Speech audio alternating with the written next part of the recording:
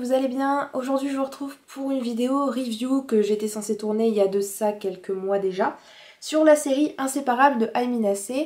Donc c'est une série que vous avez déjà vue sur ma chaîne, normalement vous avez vu depuis le premier tome. Avant je vais vous présenter du coup tous les tomes comme je fais d'habitude. Donc voilà le 1, j'aime beaucoup aussi la quatrième de couverture qui a tout le temps une image comme ça et je trouve qu'elle est très bien travaillée et qu'elle est très jolie, il y a beaucoup de détails et tout ça. Donc le deuxième tome, le 3, le 4, le 5, le 6, le 7, le 8, le 9, le 10, le 11 et le 12. Donc je vous l'avais pas dit au début, mais c'est une série donc écrite par Ai Minase et éditée aux éditions Panini Manga. Elle comporte 12 tomes. La couverture, enfin la vraie couverture est faite comme ça, rose, avec exactement le même dessin que sur la jaquette qu'on peut enlever, et puis avec des petits points. Voilà, je crois que pour ce qui est de la présentation et tout ça, c'est bon. Ensuite, si vous voulez, je peux vous montrer les dessins. Voilà.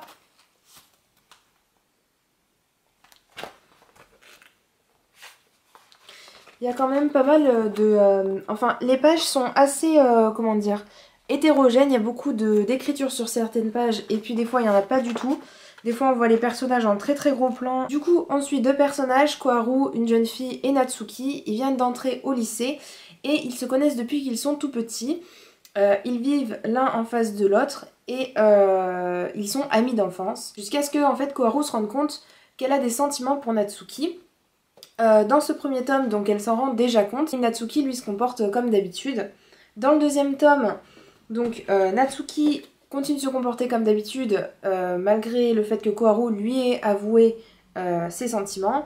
Et il lui dit qu'il ne pense pas ça d'elle, qu'il ne la compte, enfin il ne la considère que comme une amie.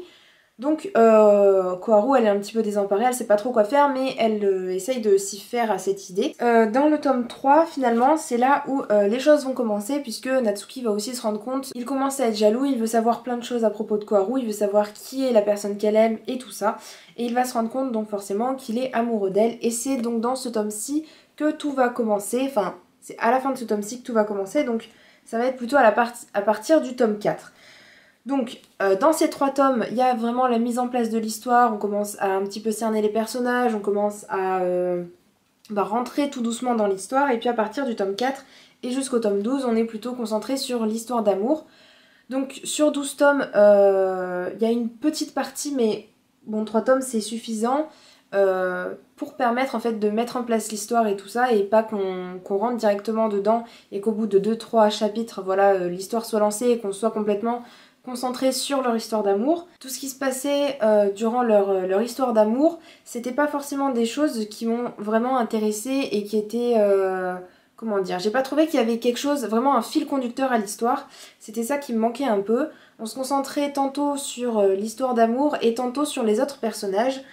Donc on a aussi Sayonji qui est une jeune fille un petit peu de bonne famille, voilà, très jolie, très intelligente et tout ça, et qui est donc l'amie de Koharu. Et donc on suit un petit peu aussi son histoire d'amour en parallèle, enfin par-ci par-là on va avoir des petites anecdotes sur ce personnage-là. Et on va avoir aussi un autre personnage masculin qui va terminer ce quatuor de personnages principaux. Et ce personnage-ci, c'est Tsuzuki.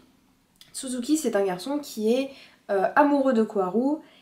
Comme vous vous en doutez, hein, je ne pense pas que je vous spoil grand-chose. Et en fait, Koharu ne s'en rend simplement pas compte.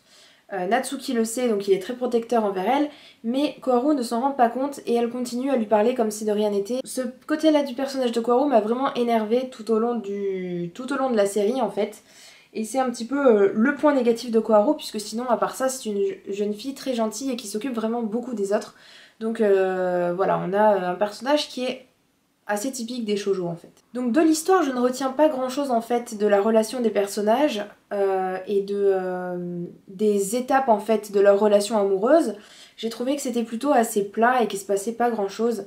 La seule chose que je peux remarquer, c'est vers la fin, voilà, vers le 10e tome, Koharu sait qu'elle va devoir entretenir une relation longue distance avec Natsuki. À part ça, pour tout ce qui est du reste, c'est vraiment assez niais, on va dire comme ça. Même si j'ai trouvé déjà pire. Un autre point négatif que j'ai trouvé à cette série, c'est la fin de l'histoire. Et ben je sais pas, ça se termine trop dans le monde des bisounours et ça m'a pas plu. J'ai trouvé que l'auteur aurait pu s'arrêter avant et je sais pas, faire une fin un petit peu plus moralisatrice ou quoi que ce soit, enfin je sais pas, mais cette fin m'a pas du tout convaincue. Donc j'étais un petit peu déçue par ce côté-là. Donc voilà, en règle générale, je vous dirais que j'ai plutôt passé un agréable moment avec cette série, même si elle a quand même quelques défauts. Je vous la conseillerais si vous cherchez avant tout à vous distraire, à passer un moment plutôt mignon. Je vous le conseillerais aussi si vous cherchez une histoire où vous attendez pas forcément quelque chose d'extraordinaire. Donc c'est tout pour ma vidéo review, j'espère qu'elle vous aura plu. Dites-moi en commentaire si vous l'avez lu cette série et ce que vous en avez pensé, si vous trouvez que comme moi il y a certains bémols par-ci par-là ou si au contraire vous avez vu d'autres points positifs que moi je n'ai pas vus. Je vous dis à bientôt dans une prochaine vidéo. Ciao ciao!